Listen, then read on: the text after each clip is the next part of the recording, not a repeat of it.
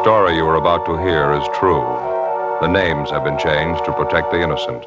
Fatima Cigarettes, best of all king-size cigarettes, brings you Dragnet on both radio and television.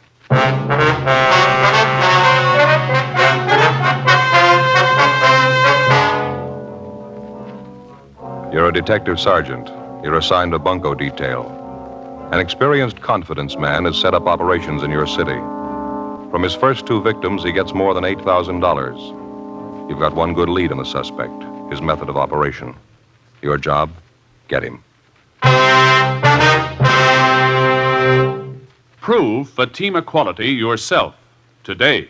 Compare Fatima with any other king-size cigarette. You'll find Fatima's length filters the smoke 85 millimeters for your protection. Fatima's length cools the smoke for your protection. You'll find Fatima's length gives you those extra puffs, 21% longer than standard cigarette size. And in Fatima, you get an extra mild and soothing smoke, plus the added protection of Fatima quality. Remember, Fatima gives you more for your money. Buy Fatima in the bright, sunny yellow pack. Best of all king-size cigarettes.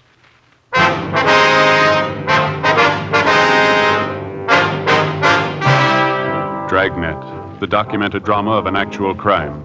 For the next 30 minutes, in cooperation with the Los Angeles Police Department, you will travel step by step on the side of the law through an actual case transcribed from official police files. From beginning to end, from crime to punishment, Dragnet is the story of your police force in action. It was Tuesday, December 9th. It was windy in Los Angeles. We were working the day watch out of Bunco detail. My partner's Ed Jacobs. The boss is Captain Steve. My name's Friday. I was on the way into the office, and it was 7:50 a.m. when I got to room 38. Bunco detail. Oh, morning, Joe. Hi, Charlie. How'd you make out yesterday? Nothing. No luck at all, huh? Nothing's going to help us much. Got the same description on the guy, used the same name, same M.O. Didn't get anything we don't already know about him. How about you? Your luck any better? No, about the same. Checked out the building where the suspect rented office space. He moved out 3 days ago. No forwarding address. Checked the hotel he was supposed to be stopping at. Didn't pan out. Give him time. He'll stick his neck out again. Well, it doesn't guarantee we'll reach him. Too late to start when the complaints come in. We're going to have to dig up a faster way of getting to him. Hey, you got a match? Yeah, sure, Charlie. Here you are. Thanks. You bet. Oh, by the way, what's this I hear about your partner? What? Ed Jacobs understands you're losing him. Oh, yeah, temporarily anyway. What's the deal? Well, he's going on a loan out up at the academy. Going to be an instructor up there 2 months anyway, maybe more. When does this happen? Tomorrow, the 10th. What are you going to do for a partner? You and Ken going to work together? No, the captain's bringing in a new man, young fella. He's been working in the business office. You mean the big Irish kid works the early morning? No, this boy's been working days. His name's Bill Lockwood. I asked for him as soon as I found out I was going to lose Ed. You know him? Well, a little bit, yeah. You remember Ben Romero? Yeah, sure. Well, Lockwood's a nephew of Ben's, sister's boy. Tall, red hair. Oh, yeah, I've seen him around. Seems to be a nice enough kid. A good record, has he? Well, the captain thinks so. Figures he ought to work in pretty well. Oh, by the way, have you seen Ben's wife lately? Yeah, I did, a couple of weeks ago. Seems to be doing all right. Still misses Ben, of course. Yeah, I imagine. Her little boy's sure getting big. Looks a lot like his dad, too. Miss him quite a bit yourself, huh? Yeah, Charlie, I guess I do. Well, I better get on my horse. I got some checking to do. I hope the Lockwood boy works out for you. Well, I think he'll do all right. Can't say I'd be crazy about the idea myself. Well, how do you mean? Breaking in a new man. No detective experience. When I go out to pick up a thief, I like to figure I've got some good backing. I mean, a partner I'm used to. Tough enough watching out for yourself, let alone a green youngster. Well, somebody had to do it for us. That's the way it goes. Yeah, I suppose. I remember when I first started.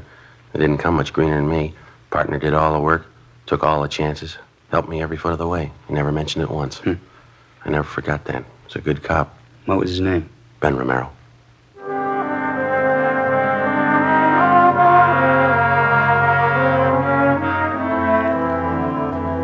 In our particular setup, before a man's eligible to apply for duty in the Detective Bureau, he has to have a minimum of 5 years' experience as a police officer, either assigned to radio patrol, traffic duty, or some other general assignment. After the initial 5 years of service, the men go through a screening process to determine which department and which job they'll fit into best, some position that they seem to show a natural aptitude for. If a man applies for duty in a division of the Detective Bureau, and if he's accepted, he's assigned a partner to work with the day he goes on the job, generally a working detective with some experience. In the case of Ben's nephew, Bill Lockwood, He put in his first 5 years working Wilshire traffic and also doing radio patrol in Hollenbeck and 77th Street divisions. After spending another 11 months in our business office, Captain Steed put in a request for him, and he was transferred. When I heard Ed Jacobs was going to be loaned to the police academy as an instructor, I talked to Captain Steed about Lockwood, and he assigned him as my new partner. The changeover happened in the middle of one of the toughest investigations we'd had in months. A bunco artist who was working hard at the business opportunities racket. The following morning, December 10th, Bill Lockwood reported in for work, and we drove out to check a potential lead on the suspect. On the way, I laid out the case for him. Nothing on the man in R&I, huh? No record at all? No, not as far as we know, Bill. Checked Brereton up at Sacramento, CII. Nothing doing there. He couldn't help us.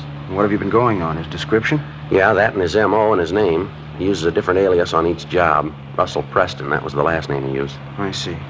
He usually starts by putting a want ad in the paper, is that it? Well, he rents himself an office first, usually a pretty expensive one, well furnished. And then he hires a good-looking secretary, has her put a want ad in the daily papers for him, and he's in business. How do the ads read? The usual? Yeah, typical thing you see in the daily paper. A business opportunity for people with vision, good investment, high profits. Apply now, you know. And then he gives his address and phone number. There's nothing clever about it, but people still go for it. He get many replies, do you know? Well, we figure he got between 20 and 30 on that last deal he pulled. Seems all he has to do is land one victim out of the bunch with enough money, and he's got it made. Took his first victim here for $5,000. Second one for $3,200. Both elderly women. Took them for their last dollar. About the way he sets up the deal with these different businessmen, Joe, I don't think I got it quite straight. Well, how do you mean? Well, say the owner of that manufacturing plant this Russell Preston lined up. Yeah? You say Preston went to the plant, introduced himself as a business advisor, told the owner of the plant he had some people with money to invest. He convinced the owner he was legitimate. Yeah, that's right. Then Preston had his 2 victims shown through the plant and convinced them they ought to invest their money in the business. Yeah, that's it. Do you mean to say the plant owners were acting in good faith? Well, they were all checked out, Bill. Everything about them. They all have good business reputations. They didn't know any more about the deal than the victims. They needed more capital for their business, and they figured this was it. This Preston, or whatever his name is, sure must have a line that won't stop. He's got everything that goes with it. Nice clothes, well-mannered, good-looking. He doesn't try to high-pressure anybody. Tells them if they have confidence in him, he'd be glad to invest their money. If they hedge at all, he shows them right through the office. Pretty good pitch. Once they're sold on him, he's got him over a barrel. It's about the size of it, yeah. Funny there's no record on him. Sure sounds like he's had a lot of experience. What are the other names he's used, you remember? Well, just 2 of them we know of. Russell R. Preston and George A. Fairchild. I guess the newspapers have been checked out, huh? The ones he ran the what ads in? Yeah, they've all been talked to. All their personnel have been notified to watch for ads of that type. Be one way to get a lead on him if he tries again. Well, what about the buildings where he rented office space? Couldn't the people there help any? Well, they confirmed his description. We picked up samples of his handwriting. That's about it.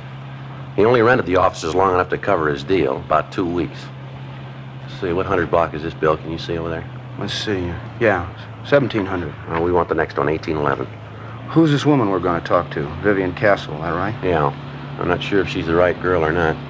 Got the lead from an employment agency. Chance she might be the girl Preston hired to be a secretary. I don't know. Oh, good parking place up there ahead, huh? Yeah, that's good. You can pull up anywhere along here. It's fine.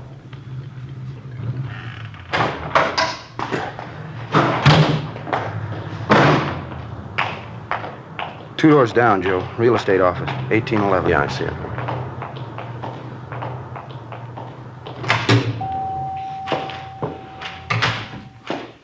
Good morning. Good morning. Can I help you? Police officers, ma'am. We'd like to talk to a Miss Castle, Vivian Castle. Oh, I'm Vivian Castle. Well, here's our identification. This is my partner, Officer Lockwood. My name's Friday. How do you do? How do you do? What is it you want, officers? We'd like to find out if you know a George Fairchild, ma'am. Fairchild? No, I don't know anyone by that name. How about a Russell Preston, miss? That mean anything to you? Well, I used to work for Mr. Preston, Russell Preston. About how long ago was that? A month and a half ago. Mm-hmm. Where does he have his offices? Well, he did have them on South Grand near 8th, the old Belmont Harris building. Why? Would you mind describing Mr. Preston for us, ma'am? Just a general description of him. He was about 40, 45 years old. Brown hair, a little gray. Nice build. Seemed to be a very nice man at first. Always dressed so nice.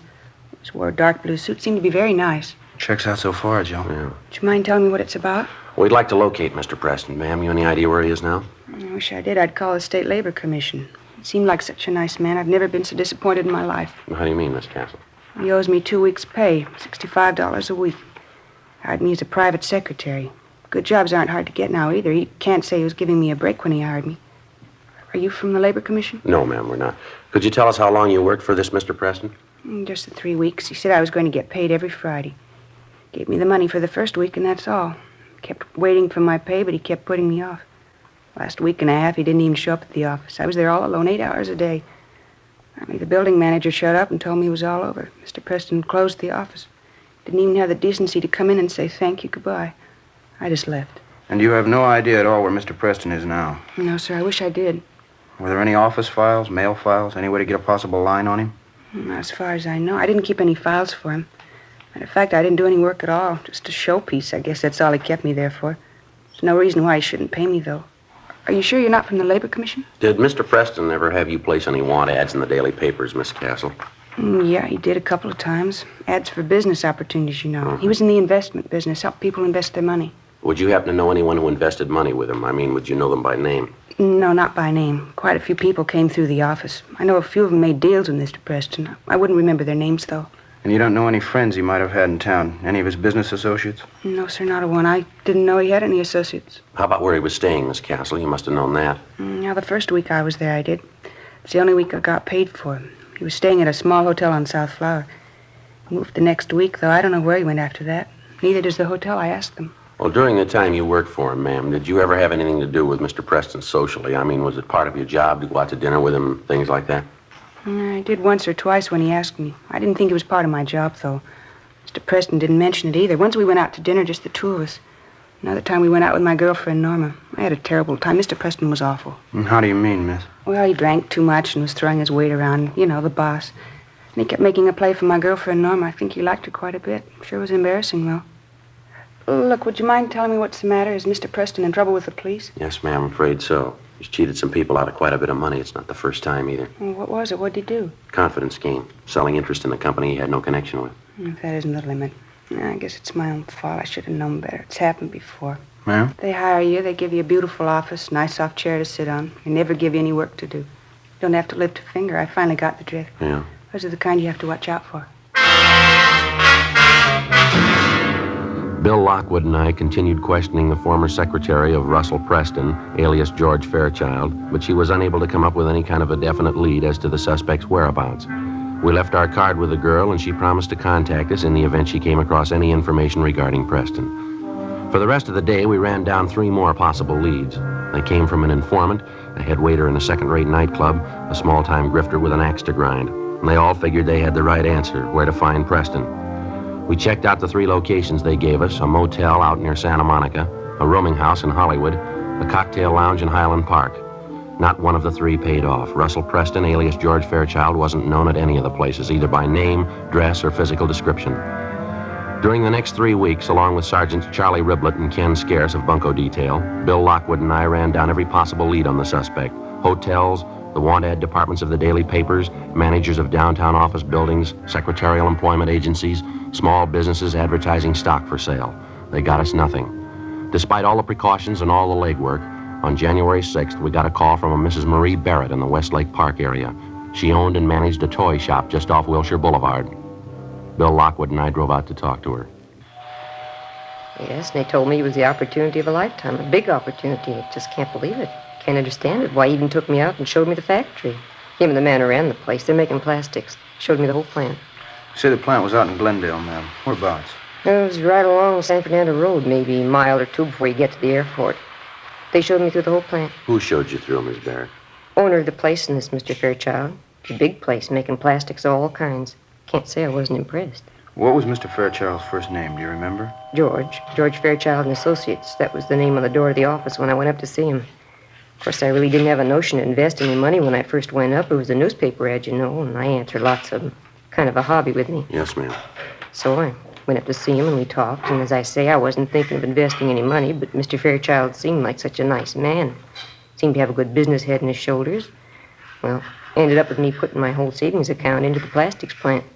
$6,400, every penny of it. I haven't heard from Mr. Fairchild since.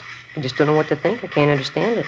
Do you have any idea where to contact this Fairchild now? Any address, telephone number? Well, I called his office. It's in the Oxford Exchange building. Mm-hmm. There's no answer, though. They say it's disconnected. I've been trying for a week to contact Mr. Fairchild. I mean, $6,400. I just don't know what to do. It's all my savings. I don't know what to do. Oh, well, you excuse me, please. Customer can't afford to miss a sale now. Yes, ma'am. You go right ahead. Ellen, will you help this lady, please? Looks like he scored again, huh? I wouldn't doubt it. She seems to do a fair business here, huh? I mean, after Christmas and all. Yeah, I suppose. Of course, the women go for it. You hang up a sale sign, you can't beat them off with a club. That's right. See this gadget here? Pretty clever, huh? Yeah. Miniature Sherman tank. What's it do? Watch. Yeah, well, how about that? Pretty cute, isn't it? Cannons on the side, sparks coming out. My nephew got one for Christmas. It got a lot of power. Treads will climb over just about anything. Uh-huh. Sorry to keep you waiting, officers. Customers have to be attended to. You. Surely we understand. Now, about this money you gave Fairchild and Miss Barrett, the $6,400, how'd you work that? I mean, did you give him a check or how'd you do it? Yes, I gave him a check. It was cashed the same day I gave it to him. I found that out from the bank. What was it you were supposed to get for your money, ma'am? Interest in the plastics company, 1/5 interest. Seemed like such a good idea at the time. Did you ever discuss the deal with the owners of the plastics company? I mean, when Mr. Fairchild wasn't around? No, I guess I never did. Mr. Fairchild didn't think it was a good idea. Said he wanted me to get the most for my money. Said he was afraid if the company owners talked to me alone, they might argue me into taking less profit. Didn't want me to talk to him at all if he wasn't around. And you weren't suspicious of him at all, huh? Mr. Fairchild? No. Very nice man. There are a few things he did that made me a little uncertain, but he always explained everything to me. He always had a good reason for everything he did. Nice man, clean-cut, well-dressed, beautiful manners. Never take him for anything but a gentleman. You'll see what I mean. Wait till you meet him. Yes, ma'am. Just a perfect gentleman. I don't know what to think. I can't call him a crook. He just isn't that kind. Well, he took your money, Miss Barrett. Yes. What else would you call him? 2:18 p.m. When we got through interviewing the latest victim, Marie Barrett, Bill Lockwood and I drove out to the plastics company on San Fernando Road where we talked to the owner and manager. The story was pretty much the same. The suspect, using the name of George Fairchild, had called on them 3 weeks before, introducing himself as an investment counselor. He told them he had clients with money to invest in a growing industry such as theirs, and they went for the story. They told us Fairchild had come back 2 or 3 times with different persons whom he introduced as his clients. They'd been shown through the plastics plant and given a sales talk. That's about all the company owners could tell us. When we got back to the office, we checked their names through the regular business channels and found out they were reputable businessmen. There was nothing to indicate that they had anything to do with the suspect's bunco operations. 4:30 p.m. Hey, Joe. Yeah, Bill. A girl out here to see us, the one who used to be Preston's secretary, Vivian Castle. Oh, yeah. She say what she wanted? No, seems a little anxious. Officer, I'm glad I found you in. How are you, Miss Castle? I'm all right. I was going to phone you, but I couldn't remember your number. Lost the card you gave me, so I decided to come down. You remember talking to me, don't you, about Mr. Preston, my old boss? Yes, ma'am. Have you heard from him? Well, no, I haven't, but you remember me telling you about my girlfriend, Norma? Mm-hmm. I mean, the time Mr. Preston took me out, Norma and her boyfriend were with us? Yes, ma'am. And the way Mr. Preston kept making a play for Norma. Well, I saw Norma at lunchtime today, first time in weeks. Mm-hmm. She told me she got a call from Mr. Preston. I told her I'd tell you all about it. She's got a date with him. When? For dinner Friday night.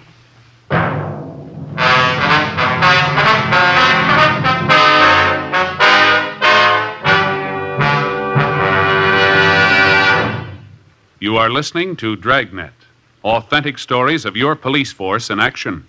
To show our confidence in Fatima, we make you this money-back guarantee. Buy a pack of Fatimas. Enjoy Fatima quality, extra mildness, and superbly blended tobaccos. If you're not convinced Fatima is better than the king-size cigarette you're now smoking, just return the pack and the unsmoked Fatimas by August 1st, 1952, for your money back plus postage.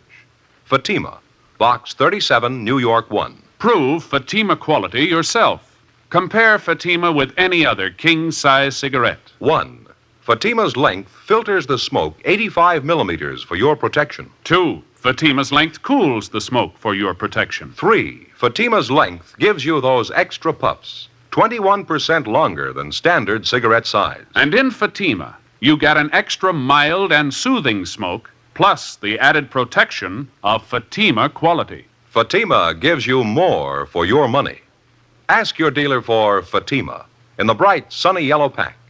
Buy Fatima. Best of all, king-size cigarettes.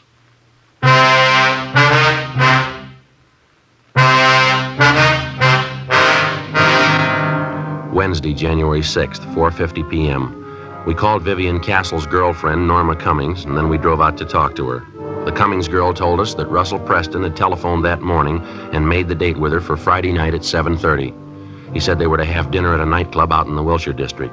He also mentioned to her that he was staying in a hotel, but she didn't know the name of the location. We made arrangements for a stakeout at Norma Cummings' apartment. The girl agreed to cooperate with us. Thursday, January 7th. We checked with the personnel at the different restaurants, bars, and nightclubs which Preston and the Cummings girl were to visit. Some of them remembered Preston, but as far as they knew, he hadn't been back. We left our cards with each one of them, and we asked him to contact us if he should return. Just after lunch on Friday, we got a phone call from Norma Cummings. When was that, miss? Uh-huh. Did you find out where he was? I see. Mm-hmm. Will you be there for the rest of the day? All right, fine. Yeah, we'll call you back. Goodbye. Yeah. Cummings girl. She's at work. She just had a phone call from Preston. She tried to find out where he was. No go. Well, what do you have to say? That dinner date he had with her tonight? Yeah. He called it off. Later that afternoon, we went out and talked to the Cummings girl. She told us Preston explained on the phone that he had to cancel a date that night because of some business deal that had come up. He told her he'd get in touch with her over the weekend. He didn't. By Thursday of the following week, she still hadn't heard from him. 2 days later, on a Saturday afternoon, we got a call from one of the cocktail lounges Preston had visited. The bartender remembered us being in there to inquire about the suspect, and he'd saved our card. He said Preston was there now with another man drinking at the bar. We asked the bartender to try and delay the suspect as long as possible. Then we got in the car and drove to the location. It was too late. The bartender explained that he tried to delay the man that he thought was Preston, but he didn't have much luck. The suspect had left a few minutes after the bartender had called us. He'd been drinking heavily. The man Preston had been with was still there. He was sitting at an old upright piano in the back of the place trying to pick out a tune with one finger. Bill and I went back and talked to him. He gave his name as Fred Sandell. Yeah, that's right. I was drinking with a fellow. Why? What's the matter, officer? Did you ever see the man before? Yeah, once or twice. In here? No, a place up the street, 780 Club. I had a couple of drinks with him in there. You know his name? Well, what's the angle? You want him for something? Oh, it's just a routine check. We'd like to talk to him. Well, I don't know. I might know his name. Yeah. Well, what's the angle on the thing? You want him for something big? We want to talk to him, that's all. Did he pull a heist? Something like that? Hey, he didn't look like that kind of guy. Oh, lousy thing. I never could get that right. How about it? You say you might know the man's name. What was it? Well, I don't know. I'm not sure if I'm the one that ought to tell you. How do you mean? Well, I don't want to get anybody in trouble. I want to give out names. What's the angle on him? You want him for something big or what? It's big enough, yeah. Oh. Well, his name's Preston, I think. That's the name he gave me, anyway. I see him around bars in the neighborhood every once in a while. How much do you know about him? Well, not much. I had a few drinks with him now and then, talked a little bit. That's about all. What did you say your name was, sir? Sandell, Fred Sandell. Well, what's the angle on this Preston? We want to get in touch with him. You know where he lives? I don't know. I might. You want him for something big, isn't that right? Well, what's the difference? We want him. Well, it could be a lot of difference. I mean, what's the angle? If it's important to you and I helped you, well, you'd probably want to do the right thing, huh? I don't know if I got you right. Well, I mean, if you really want the guy, you know. If it's important to you and I helped you reach him, you'd want to make it square with me, wouldn't you? Huh? And not that I'm asking for payoff. You understand that? Yeah, we understand. Where's Preston live? Well, I didn't say I knew where the guy lives. I didn't say that. Do you know where he lives? Well, I'm not sure. I might. I don't know if I'll tell you, though. I don't know. All right, you want to stand by here, Bill? I better check in. Yeah, fine. Okay.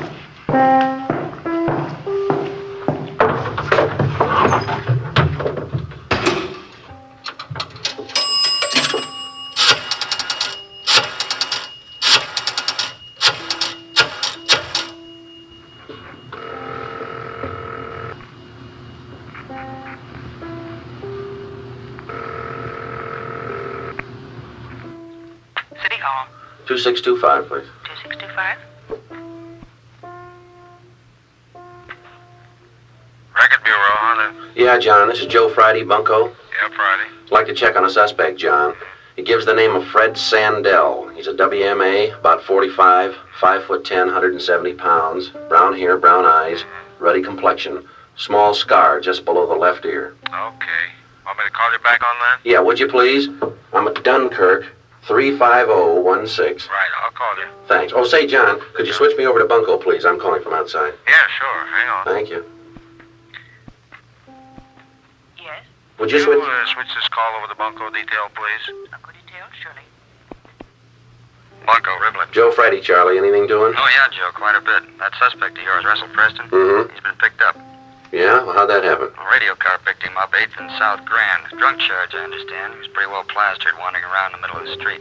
Had quite a bit of money on him. They brought him into robbery for questioning. Are you sure he's Preston? Yeah, description checks, a couple of sets of identification on him, too. One for Russell Preston, one for George Fairchild. Well, where they got him now? Next door, interrogation room. Ken Scarce is talking to him. He's copping out on 2 of the jobs he pulled. Okay, Charlie. Thanks a lot. We'll be right in. Right, Joe. All right, bye.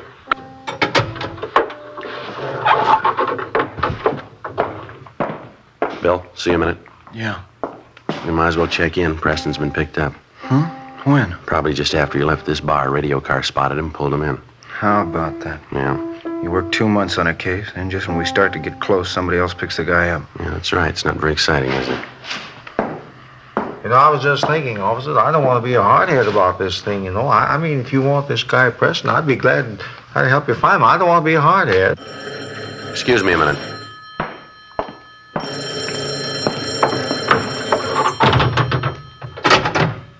Yeah. John Hunter, Friday, Record Bureau. Oh, yeah, John. I got a make on that name you asked for, Fred Sandell. There's a warrant on him. Grand theft auto, got a pretty long record. You want me to read it off? No, that's all right, John. Right, bye. Right, thank you.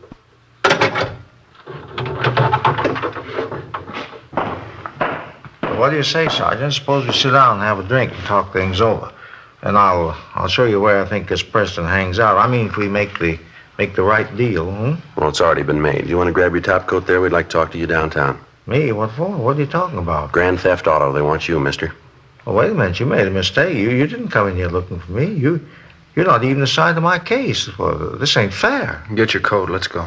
Yeah, but this ain't fair. You come in here looking for Preston. You didn't want me. We do now. Well, what kind of a deal do you call that? You're looking for Preston. You picked me up. Well, what's the angle? There's no angle. Some days you got to settle for less, that's all. Come on, let's go.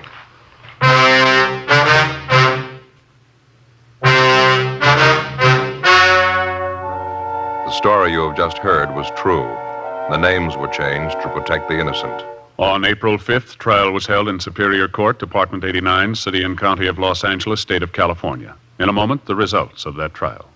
Now, here is our star, Jack Webb. Thank you, George Fenneman. Friends, I sincerely hope you'll remember tomorrow what we've told you about Fatima tonight. You remember we said that Fatima is the best of all king-size cigarettes. Well, we'd like you to try a pack and prove that to your own satisfaction. You'll find Fatima gives you an extra mild and soothing smoke, plus the added protection of Fatima quality. And remember this, Fatima gives you more for your money. When you buy cigarettes, look for the bright, sunny yellow pack and buy Fatima. I know you'll like them.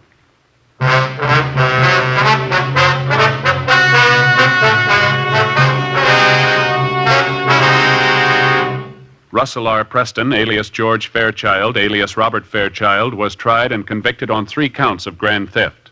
Fred Sandell was tried and convicted of grand theft, 1 count. Both men received sentences as prescribed by law. They are now serving their terms in the state penitentiary, San Quentin, California. Grand theft is punishable by imprisonment for not less than 1 nor more than 10 years.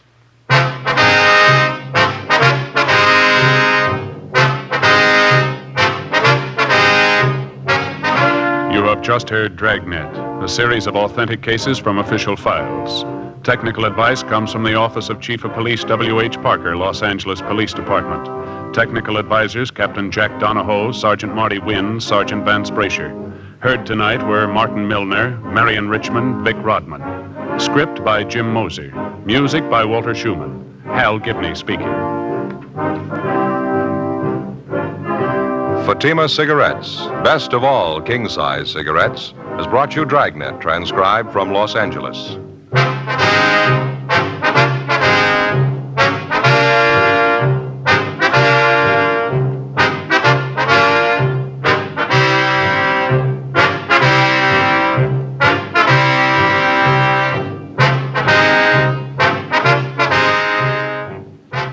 Now it's Counter Spy on NBC.